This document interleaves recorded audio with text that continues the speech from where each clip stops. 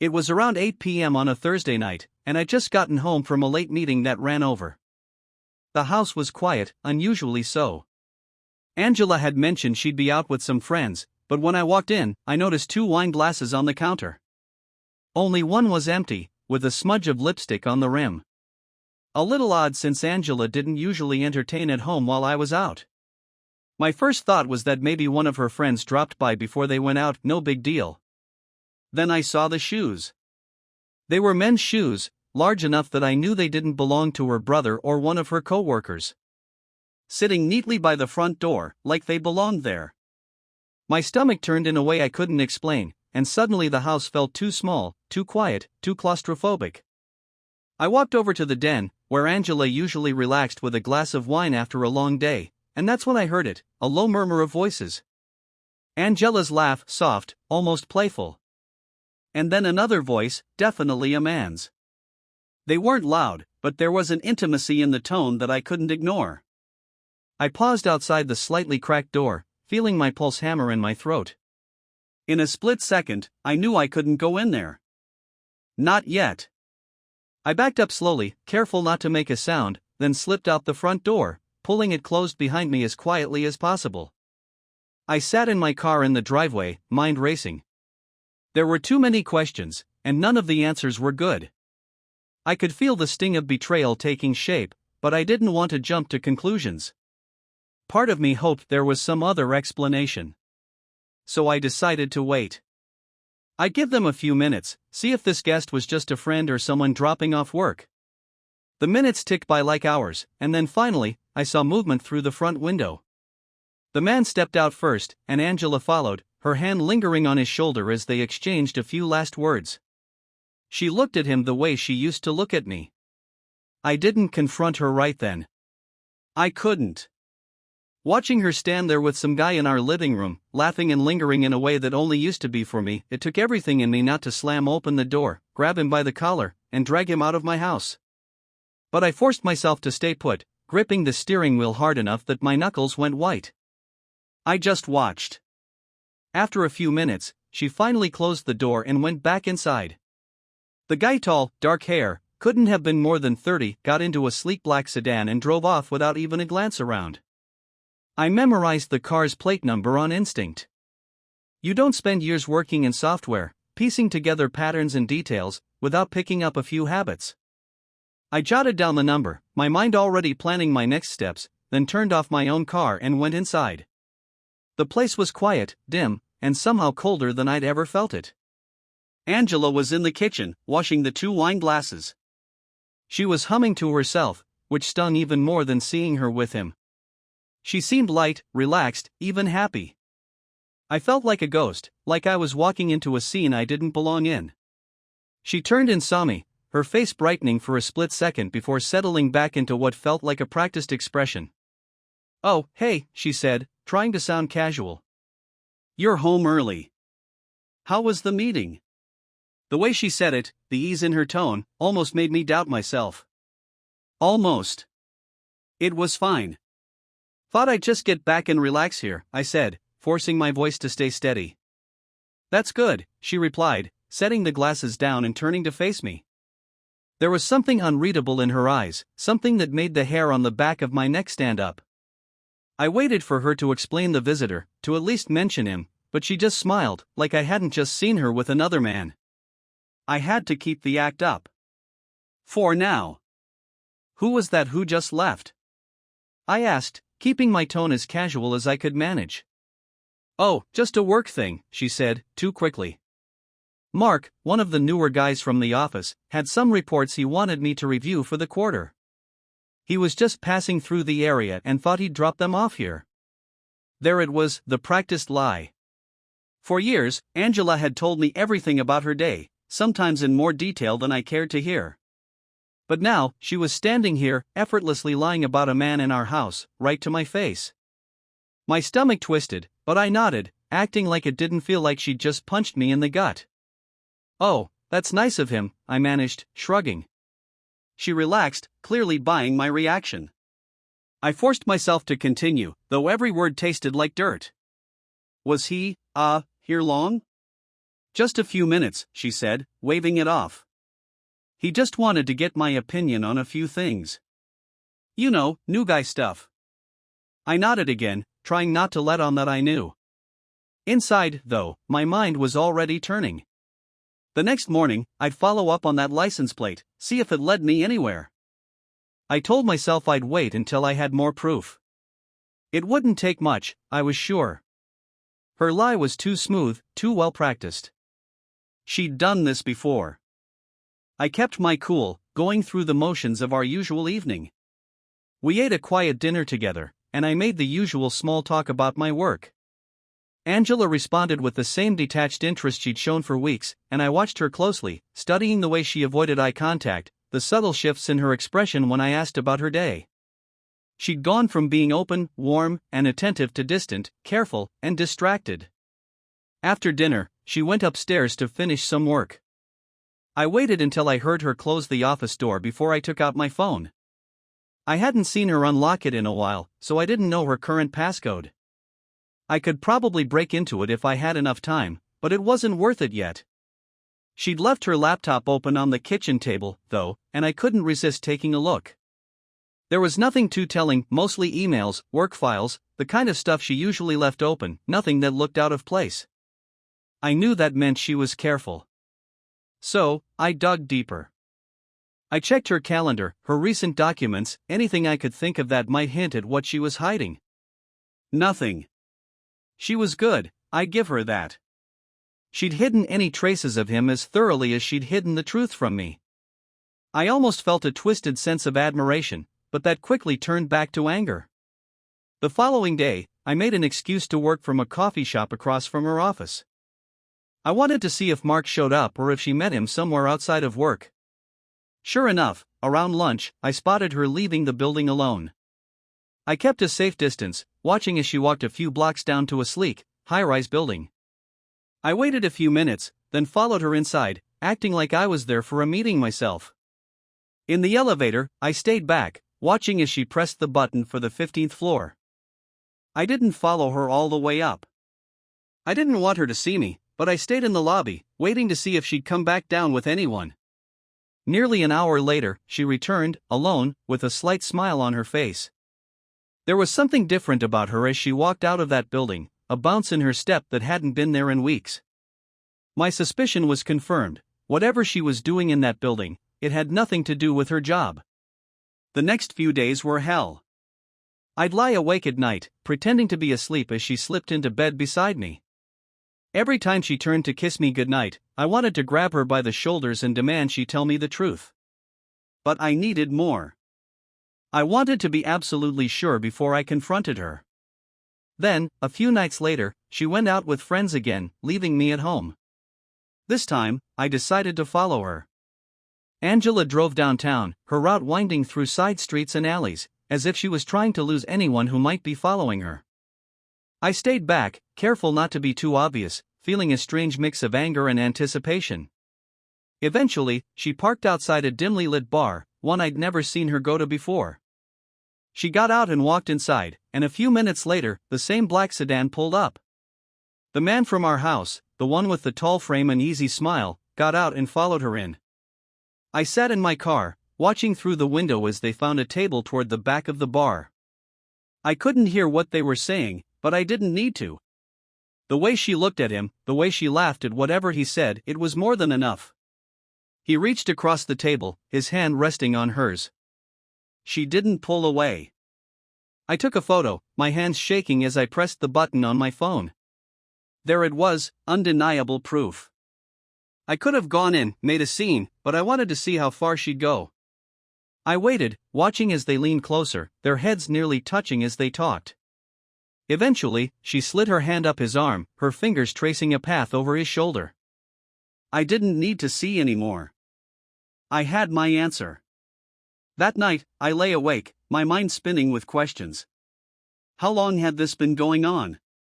Had it started as a fling, or was it something deeper? Had she ever felt guilty, or was I just another piece of her perfect cover? One thing was clear, my marriage wasn't just broken. It was gone. And the woman I thought I knew? She was gone too. When Angela finally walked through the door around midnight, she didn't know I was sitting in the dark, waiting for her. I'd been replaying everything in my mind, organizing it like a case file in my head, every detail in place, every inconsistency highlighted. She closed the door softly, probably thinking I was asleep. She hadn't seen the car when she pulled in. I'd parked it out of sight. I watched as she took off her shoes and placed them neatly by the door, every movement calm and collected, like she'd just come back from a normal night out. I turned on the lamp next to me, and she jumped, hand flying to her chest. Her face went from shock to something like guilt, then back to her usual controlled expression. She stood there, looking at me, probably trying to gauge how much I knew. "Late night," I said, keeping my voice as even as I could manage. "Didn't realize you'd be out so long." "Oh, yeah," she said, running a hand through her hair. "The girls wanted to stay a little longer, and I lost track of time." Her words were smooth, rehearsed even, but she was nervous. I could see her hand tremble just slightly as she tucked her hair behind her ear. "Yeah? What girls?" I kept my tone casual, though my stomach was in knots.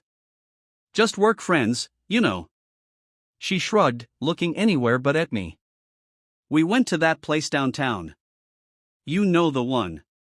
She paused, maybe realizing she hadn't even told me she was going out. "I figured you'd be asleep by the time I got back." I took a slow breath, feeling the anger flare up again but trying to keep it under control. "Were these work friends the same ones you saw on Thursday night?" "Because I'm having a hard time keeping up with all these friends you've been seeing." She froze, her eyes darting to mine, and I could see the calculation behind her gaze. "What do you mean?" I leaned forward, hands clasped in front of me.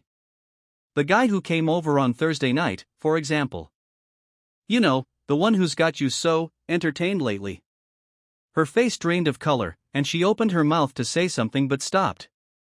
I kept staring at her, not letting her break eye contact. "His name isn't Mark, is it?" I pressed. "Or did you just make that up on the spot?" Angela's mouth opened and closed, like she was trying to pull something together, something that would get her out of this, but I could tell she knew it was too late. "Okay, I know this looks bad," she started, trying to find some ground to stand on. "But it's really not what you think." "What am I supposed to think, Angela?" I shot back, feeling my voice rise. "I saw you with him. I saw how you looked at him, how he touched you. Do you think I'm stupid?" Her mouth closed, and I watched as her face shifted from shock to something harder, defensive. "All right, fine," she said, crossing her arms. "Yes, there's someone else. But don't act like you didn't play a part in this." I felt like I'd just been slapped, but I kept my tone steady. "So it's my fault you've been sneaking around with some guy behind my back?" "Look, it's not like that," she replied, her voice almost pleading. "It just happened. We connected, and I felt something I haven't felt in years." She looked at me, her eyes searching mine, like she expected me to understand. "We both know we haven't been happy." "Maybe you haven't been happy," I shot back. "I was fine. And you never said a word about any of this. I didn't even get the chance to fix whatever you thought was wrong because you didn't tell me, Angela. You just went behind my back and found someone else." She dropped her arms, looking at the floor. "I didn't know how to tell you," she murmured. "It was complicated. I didn't plan this." The excuses, the way she kept trying to paint herself as the victim, it only made me angrier. "You think it was complicated for you? I had to find out by watching you with him. You've been lying to my face, and now you're standing here like you're the one who's been wronged. Do you have any idea how that feels?" She looked up at me, her eyes glassy. "I didn't want to hurt you," she whispered. "I thought maybe I could figure things out before it got this far." "Well, congratulations," I replied coldly. "It got this far. Now what? What do you expect me to do, just accept it?" Angela swallowed, her gaze dropping again. "I don't know. I thought, maybe we could work things out. Maybe go to counseling." The nerve of it made my blood boil. "Counseling?" I laughed, a bitter sound that seemed to echo in the silence between us. Now you want to fix things? I don't want to lose you, she said, her voice breaking. I know I messed up, but it didn't mean anything. He doesn't mean anything. Didn't mean anything? I couldn't believe what I was hearing. You've been lying, sneaking around, and now you're saying it didn't mean anything? You expect me to believe that? Angela's shoulders slumped, like she'd deflated. I don't know what else to say. I just wanted to feel something again. It wasn't about him. It was about me. I shook my head, unable to process the words. This was my wife, the woman I thought I knew inside and out. And here she was, telling me that she'd chosen some stranger over everything we'd built together, that it wasn't even about him, just about her need to feel something. I stood up, not wanting to look at her anymore. You know what? I don't even care what you say. I saw what I saw, and you're right, it's not about him. It's about the fact that you had the choice to tell me if you were unhappy, to try and fix this. But you chose to lie, to sneak around and act like this wasn't going to destroy everything. So as far as I'm concerned, there's nothing left to fix. She took a step back, as if the words had physically hit her. So, that's it? You're just going to give up on us? I laughed again, bitter and hollow. Give up? I wasn't the one sneaking around behind your back. You gave up on us the second you invited him into our home. Angela looked down, silent, as if she had nothing left to say. For once, she didn't try to argue. I grabbed my coat, keys, and phone, and started toward the door. Where are you going? She asked quietly, her voice barely above a whisper. Anywhere but here, I replied, my hand already on the doorknob. I can't even look at you right now. I walked out, slamming the door behind me, leaving her standing there alone. I got in my car, gripping the wheel, trying to process everything. The betrayal, the lies, the way she'd stood there like she was the one who had the right to be upset. I drove, no particular destination in mind, just needing to get as far away as possible from the house, from her, from everything that was supposed to be mine but was now tainted. Hours passed in a blur, and I ended up parked in some random lot, the reality of it all sinking in. Angela had been my life. Everything I did, every decision I made was for us. And in a matter of days, all of it had crumbled into nothing. Eventually, I realized I couldn't just sit in that car forever. But I couldn't go home, not to her, not after everything that had come out tonight. I pulled out my phone, scrolling through my contacts, looking for anyone who I could call. My fingers hovered over my brother's name, the only person who'd really understand. I wasn't ready to explain the whole mess yet, but I needed a place to crash, a few nights to figure out what came next. I called him, and after a few rings, he picked up, groggy but sounding concerned once he realized it was me. Hey, man. I need a favor, I said, my voice rough. Yeah, of course, he replied immediately, not even asking why. Come over. You know where the spare key is. I thanked him and hung up, feeling a strange sense of relief. It wasn't much, but it was something, a place to start figuring out what came next, and a way to get some distance from the wreckage of my life. The next morning, I woke up on my brother's couch with a stiff neck and a headache that no amount of coffee could shake. He was already up, sitting across from me with a mug in hand, eyeing me carefully. So, you gonna tell me what happened? He asked, finally breaking the silence. I stared into my own coffee for a minute, thinking about how to start. Last night's anger had faded, but the betrayal was still there, sharp as ever. Eventually, I told him everything, what I'd seen, the confrontation with Angela, her excuses, and the way she tried to make it sound like she was somehow the victim. He listened without interrupting, his face darkening as I went on. By the time I finished, he shook his head, his jaw clenched. Unbelievable, he said, setting down his coffee. After everything you've done for her, for your marriage. You're not just gonna let her get away with this, are you? I didn't answer right away. I hadn't slept much, but I'd spent most of the night thinking about my next move. Angela wanted to keep this as a mistake that we'd work through, probably hoping I'd forgive her, go to counseling, and forget everything. But I couldn't do that. There was no going back, and I wasn't going to be the fool who just moved on like nothing had happened. No, I said finally. I'm not just going to let this go. She deserves to face the consequences, and I'm going to make sure she does. My brother leaned back, giving me a look that was part approval, part concern. All right, then. What's the plan? First things first, I said, feeling a strange calm as the details of the plan began to fall into place in my mind. I'm getting a lawyer. I want to know exactly where I stand legally before I make a move. I'm not going to get screwed over financially on top of everything else.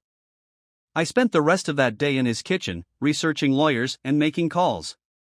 It didn't take long to find one with solid reviews who specialized in divorce cases. I set up a consultation for the following morning, determined to cover every angle. I wanted to protect everything I'd worked for in my assets, the house, everything I'd built. When I met the lawyer the next morning, I gave her a quick rundown of the situation. I kept it factual, not letting emotion seep in. I told her about the affair, the lies, the betrayal, and how I'd caught Angela. She listened intently, occasionally nodding as she jotted down notes. Based on what you're telling me, she said after a moment, it sounds like there's a strong case for infidelity. Do you have any proof? Photos, messages, anything like that? I nodded. I took a photo of them together at the bar, and I could get more if I needed to.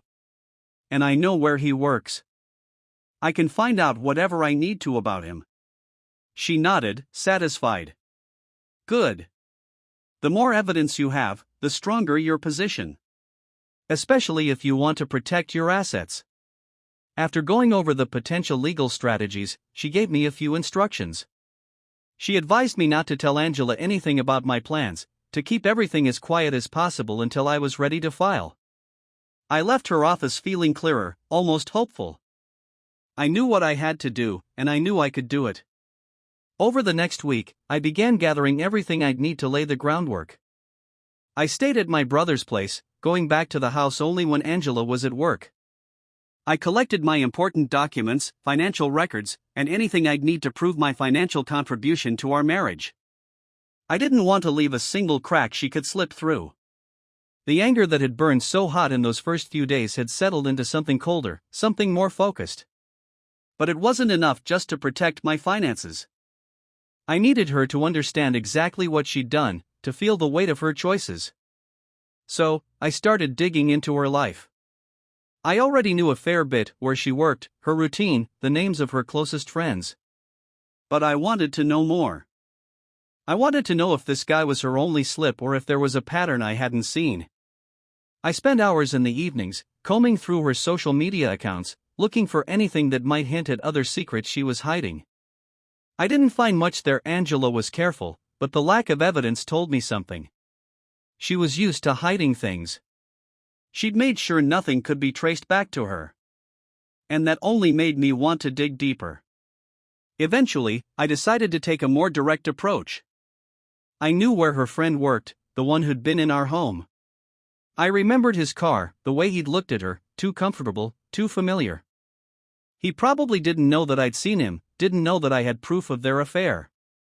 I figured it was time to change that. The next day, I went to his office, a sleek building in the city's business district. I waited in the lobby, acting like any other guy waiting for a meeting, until I saw him walk out, phone in hand, completely oblivious to the world around him. He didn't recognize me, of course. He had no idea who I was. But I'd done my research. "Hey," I said, stepping in front of him, blocking his path. He looked up, surprised, blinking at me in confusion. Can I help you?" I didn't bother with introductions. "I'm Angela's husband," I said, watching as the color drained from his face. He froze, and I could see him processing, his mind scrambling to figure out how to react. I watched the guilt flicker across his face before he tried to cover it with indifference. "Look," he stammered, trying to play it cool. "I don't know what she's told you, but this isn't." I cut him off. "Save it. I know exactly what's been going on." I kept my voice low, calm, almost friendly. "I just thought you'd like to know that this little fling you've got going? It's over." He swallowed, his bravado slipping as he looked away. "Listen, man, I don't want any trouble. I didn't know she was married.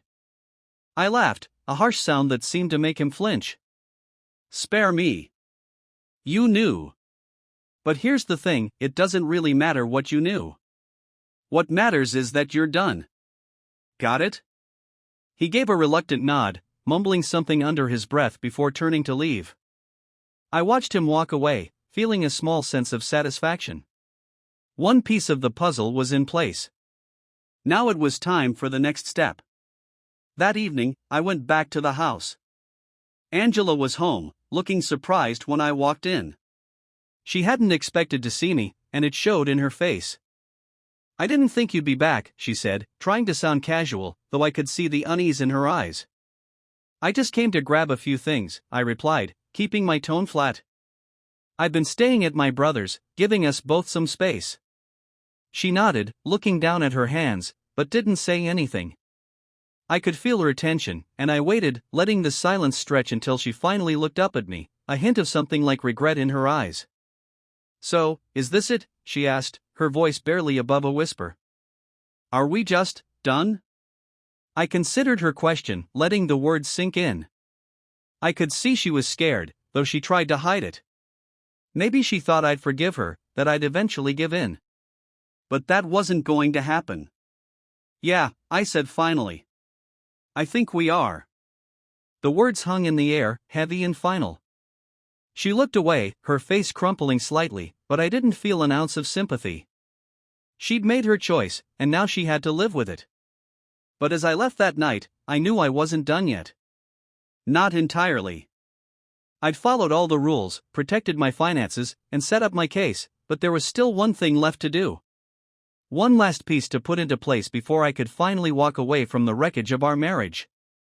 The next day, I made a few calls, reaching out to her closest friends, the ones she'd been out with during her nights with him. I didn't tell them everything, just enough for them to understand the truth. I made sure her story was clear, that they'd hear it directly from me before she had the chance to spin her own version of events. And then, just to make sure there were no loose ends, I sent her a simple text: I know everything. Don't expect any sympathy. The final piece was in place, and for the first time in weeks, I felt a strange calm settle over me. There was nothing left to say, nothing left to do but wait for the inevitable fallout. All that was left now was to watch Angela's perfect little world crumble. And I'd be there, ready to watch every second of it. After that last message, Angela went silent. She didn't text back, didn't try calling. I'd expected her to throw excuses or a desperate plea my way, but instead, nothing. Maybe she was just trying to figure out her next move. She'd been good at keeping up appearances, so maybe she was trying to salvage what little reputation she had left before people started hearing the truth. By the weekend, I had my answer. I got a call from one of her friends, Sarah, the same friend who Angela had claimed she was out with on those nights. Sarah, who I'd always thought was smarter than the rest, started the call with an apology, sounding awkward and stiff, like she was forcing herself to reach out. Hey, I just wanted to call and, check in. Angela told me you guys were going through something. She didn't really tell me much, but she seemed upset. I could tell Sarah didn't want to pick sides yet. Angela hadn't told her anything substantial, probably hoping she could still spin the story to make me look like the bad guy. I could hear the doubt in Sarah's voice, though. I'd planted enough seeds, and it was only a matter of time before she started piecing things together. Yeah, we are, I replied, keeping my tone neutral. She probably didn't tell you everything, did she? There was a pause, and I could feel her hesitation. She just said that things weren't working out between you two. And that you might be stepping away for a while? I felt a bitter laugh rise up but held it back. That's one way to put it. She didn't mention why, though? No, she replied, but her tone had shifted. She was starting to realize something was off. She just said it was mutual. I didn't say anything for a moment, letting the silence hang heavy between us, waiting for her to ask. Eventually, she did. Is there something else I should know? That was all I needed to hear. I kept my voice even, not adding any unnecessary details, just enough for her to get the picture. She's been seeing someone else. A guy she works with, I think. I found out a couple of weeks ago. That's what's really going on. There was another pause, and I heard a sharp intake of breath. I could tell she was putting the pieces together, remembering all the times Angela had made excuses, all the girls' nights that had never happened. Oh. I had no idea, she murmured, sounding genuinely surprised. I'm so sorry. It is what it is, I replied, my voice calm. I didn't feel the need to say more. The truth was out, and Angela's carefully curated image would crumble from there. It wouldn't be long before word got around, and she'd have to face the fallout from her actions without any way to deflect the blame. I hung up, feeling a sense of closure settle over me. For the first time since I'd caught her, I felt like I was back in control. I'd handled everything on my end, set everything in motion. Now, all that was left was to watch it unfold. The following Monday, I met with my lawyer to finalize everything. She assured me we were on solid ground with the divorce and that with the evidence I'd provided, Angela wouldn't have much room to maneuver. I didn't want to drag things out, just make sure I walked away with what was mine and that Angela understood the full impact of her decisions. Once that was done, I went back to the house, letting myself in quietly. Angela was in the kitchen, probably not expecting me since I'd been staying at my brother's. She looked up when I walked in, her face paling as she realized I was there. "What are you doing here?" she asked, her voice barely a whisper. "Just picking up a few things," I replied, keeping my tone casual. "Figured we should talk while I'm here." She nodded, looking like she'd rather be anywhere else. She leaned against the counter, crossing her arms in a defensive stance, waiting for me to start. "I met with the lawyer," I said, watching her reaction closely. She flinched slightly, her eyes flickering with a hint of panic. "We're moving forward with the divorce. I don't see any reason to drag this out." Angela didn't respond immediately, her gaze dropping to the floor. I thought we could at least talk about this," she said finally, her voice barely above a whisper. "Maybe go to counseling or something." I shook my head. "It's too late for that. You made your choice, Angela. Counseling isn't going to change that." Her face crumpled slightly, and for a moment, I almost felt a flicker of pity. But then I remembered everything, the lies, the late nights, the way she'd looked at him in that bar. She'd only wanted to fix things because she was losing her safety net, not because she cared about the marriage. "Look," I said, my tone hardening, "you did this.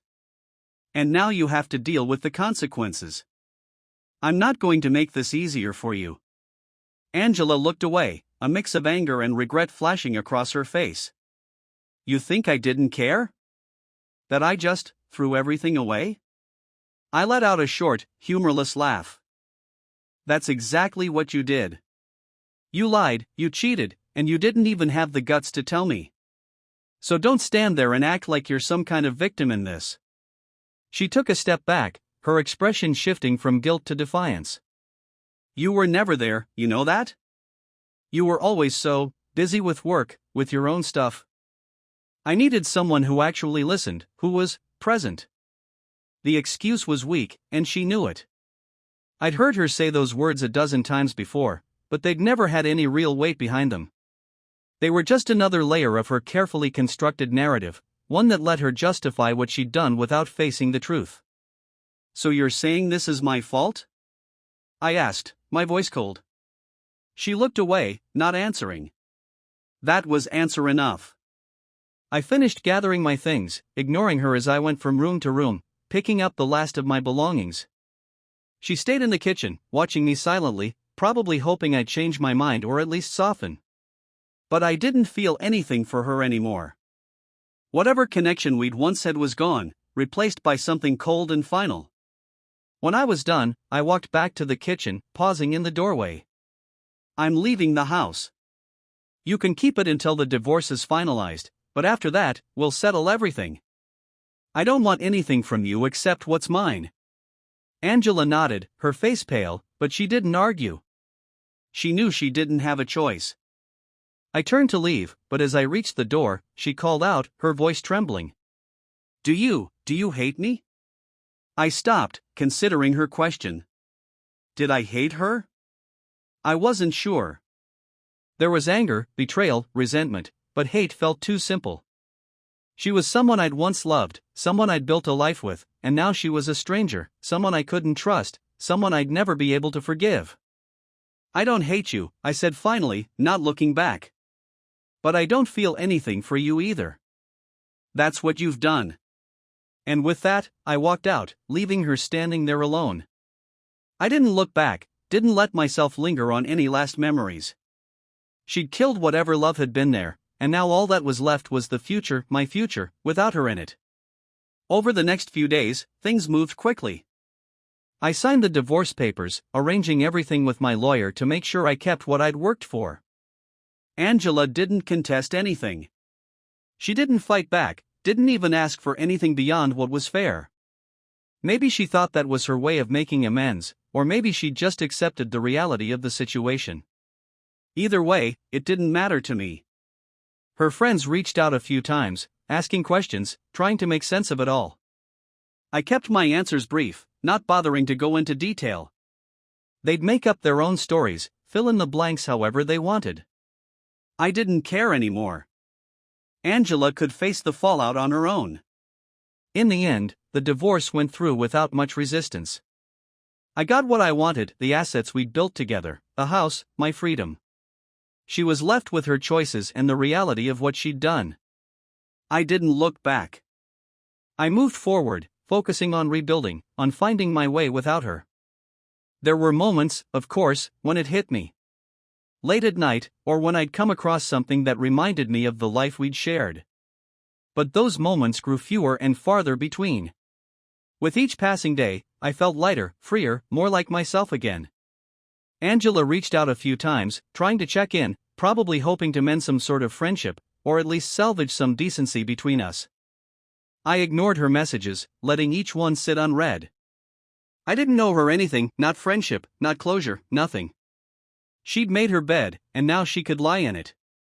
And so I moved on, leaving the wreckage of our marriage behind, ready to start again, on my own terms, free from the lies, the deceit, and the woman who thought she could keep me as a backup plan. This time, it was her who had to face the reality of life alone. And that was all the justice I needed. The weeks following the divorce were a mix of silence and a strange, bitter peace. I'd imagined life after Angela in 100 different ways, but the reality was stark and almost quiet. I'd reclaimed my space, moved my things back into the house, and scrubbed every room of the life we'd shared, replacing each trace of her with reminders of my own independence.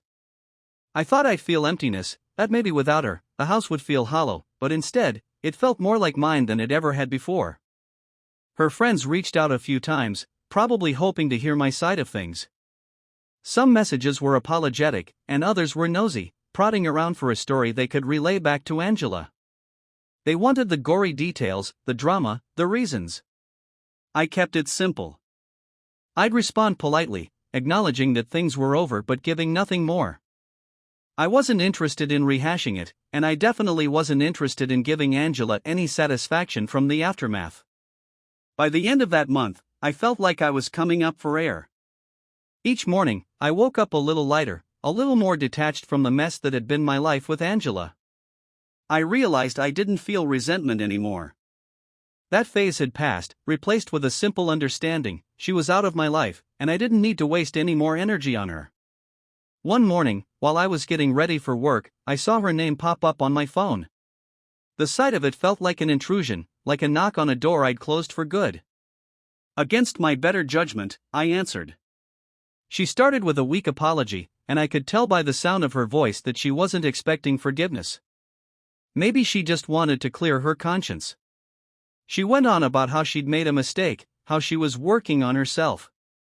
It was like a monologue she'd rehearsed for an audience that was already gone. When she finally stopped, I let the silence linger, wondering what she expected me to say. There was nothing to say. She'd made her choice, and I'd made mine. "Why are you calling, Angela?" I asked, cutting through her excuses. There was a pause, and then she sighed. "I just wanted to. I don't know. I thought we could talk. Maybe we don't have to be enemies." "Angela," I said, feeling the finality in my words, "I don't hate you. I don't even think about you. But I'm not interested in making this easier for you. I've moved on, and that's all there is to it." She seemed taken aback, like she hadn't expected me to be so done. I could tell she wanted to protest, to justify herself, but she didn't. I hung up before she could say anything else, feeling like I'd closed the last chapter of a book I'd been ready to finish. After that, life returned to a steady rhythm. I focused on work, invested my energy into new projects, reconnected with old friends I'd neglected, and gradually built a life that felt like my own again. The house felt like my sanctuary, a place where I could exist without the shadows of a broken marriage. I spent time fixing it up, doing the kinds of small renovations I'd put off for years, replacing furniture and repainting rooms, making each space feel like a fresh start. It was only a few weeks later that I found myself at a bar with my friend Derek, one of the few people who knew the full story. We hadn't seen each other much over the years, but when I told him about Angela, he'd insisted we go out, claiming that I needed to get back out there. We sat at the bar, nursing a couple of beers, while Derek went on about how I was free now, how I could finally live without compromise. "You're in your prime, man," he said, a grin on his face. "This is your time to do whatever the hell you want. No one to answer to, no one to hold you back." I gave him a wry smile. "I appreciate the pep talk, but it's not like I'm looking for someone to fill the gap."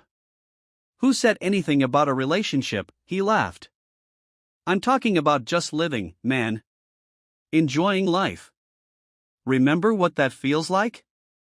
I couldn't deny that he was right. I hadn't just lived in years. My life had revolved around stability, compromise, building a future with someone who'd been building a life of her own behind my back. Now that she was gone, the possibilities felt endless, a blank slate waiting for something new. As we sat there, he pointed out a woman across the bar, nudging me with his elbow. "Go talk to her." I laughed, shaking my head. "I'm not here to start anything." "Exactly," he said, undeterred. "That's the best time to start something." He was half joking, but I knew he had a point. I'd spent too long letting the weight of my past drag me down. Now I had the chance to do things differently, to meet people without the baggage of broken promises. I looked over at the woman he'd pointed out, and to my surprise, she looked back, a faint smile on her face. For the first time in a long time, I felt a flicker of interest, a curiosity that hadn't been there in years. I didn't feel the need to impress her, didn't feel the pressure to start anything. It was just a moment, and in that moment, I realized I could finally see a future beyond the mess Angela had left behind. Derek grinned, sensing the shift. "That's what I'm talking about. Just go say hi. Worst case scenario, you get a good conversation out of it." I didn't need any more convincing. I got up, walked over, and introduced myself, feeling a lightness that had been missing from my life for far too long. Over the next few months, I made it a habit to keep living on my terms. I took up running, something I'd always wanted to try but never made time for. I started cooking more, experimenting with recipes that I'd always thought were too ambitious. And gradually, I found myself again, without Angela's shadow lingering over me. One night, as I was going through some old photos, I stumbled upon a picture of us from years ago.